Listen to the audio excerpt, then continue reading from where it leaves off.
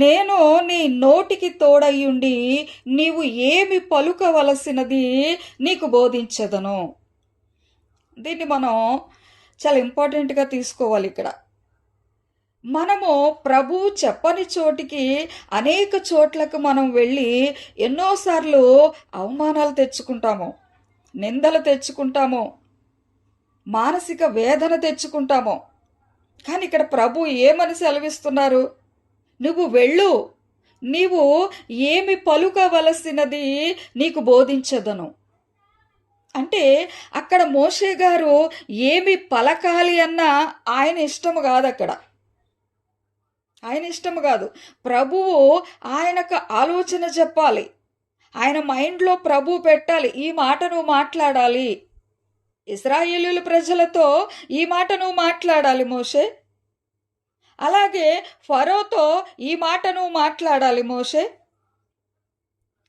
అహరోనికి ఇలా చెప్పాలి, మిరియాముకి ఇలా చెప్పాలి.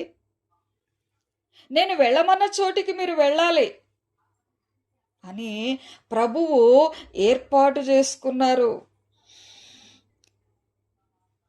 దేవుని బిడ్డలారా, Moses he was the great leader.